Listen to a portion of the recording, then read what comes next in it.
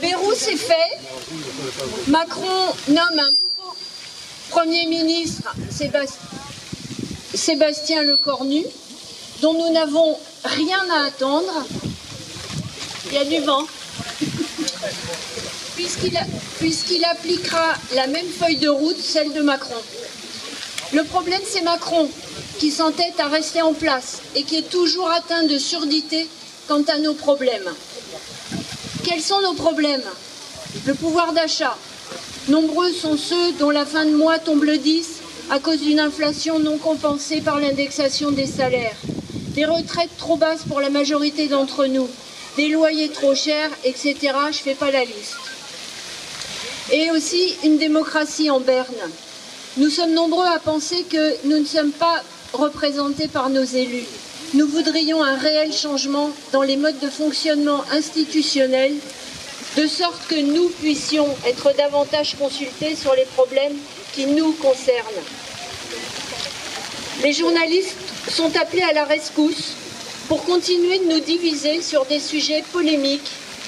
Ils nous assomment avec la fameuse dette de l'État, l'immigration, la guerre, des mots forts pour nous faire peur. Ils font tout pour nous diviser parce que c'est eux qui ont peur d'un peuple uni. La démocratie réfléchir à ce que nous sommes. Des humains qui veulent juste pouvoir se nourrir correctement, être logés, soignés, pouvoir travailler avec un juste salaire.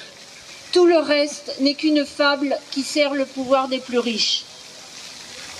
Aucun de nos problèmes ne résulte ni de l'immigration, ni de la guerre, ni de la dette d'État.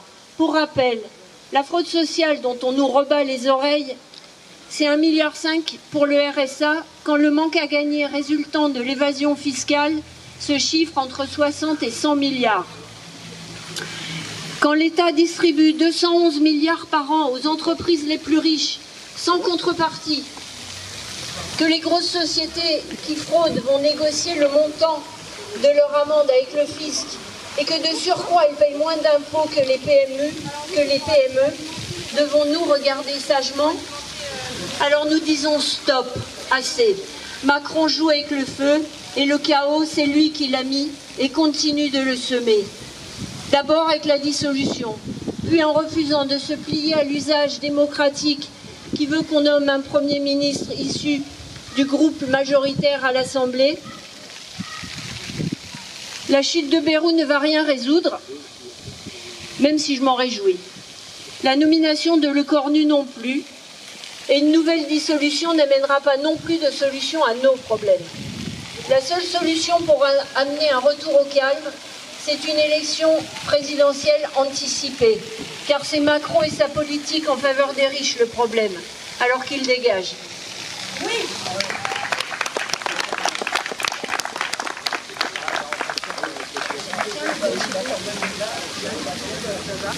Bon, moi je me réjouis ce soir de voir que finalement on n'est pas seul à manifester.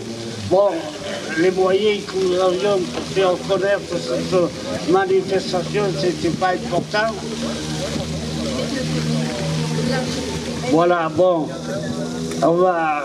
je vais vous dire, peut-être pour certains qui me connaissent, je suis plutôt un charcutier qu'un orateur.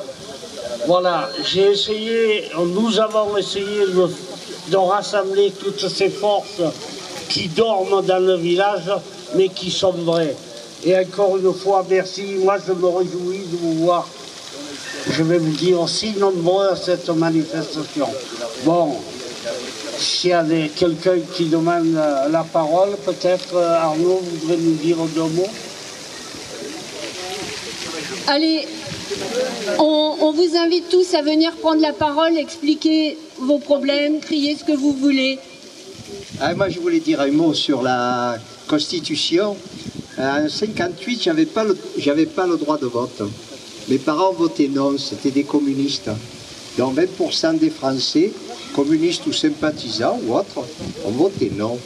Au début, on ne s'est pas aperçu cette Constitution, comment ça fonctionnait. Et puis on a découvert, au fil des années, que finalement, avec des 49.3, on pouvait régner sur le pays. On fait passer ce qu'on veut. Et le président n'est plus un président démocratique, ça devient un monarque, hein, voilà. Et donc, eh bien, je crois qu'il faudrait passer à une autre république, hein, parce que c'est 49-3, dans un pays démocratique, ça n'a pas sa place, voilà. C'est là ce que je voulais dire.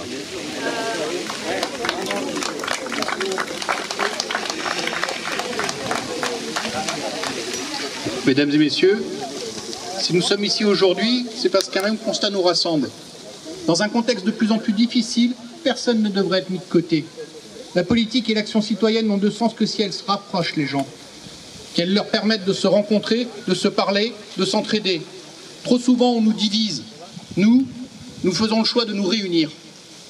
Beaucoup de nos concitoyens peinent à boucler leur fin de mois, à accéder à des services de base, à se faire entendre. Dans ces moments-là, l'entraide n'est pas un mot, c'est une nécessité. Elle passe par des gestes simples, partager l'information, soutenir les initiatives locales, créer des réseaux de solidarité. L'événement du 10 septembre, le Pontou, est avant tout un moment de prise de conscience collective et de soutien mutuel. Nous voulons montrer qu'ensemble nous pouvons faire bouger les lignes, non pas contre quelqu'un, mais pour tous. Retrouvons ce sens du bien commun, de la solidarité concrète, du vivre ensemble qui nous rend plus forts face aux défis. Ce n'est qu'ainsi que nous pourrons bâtir un avenir plus juste et plus digne pour chacun.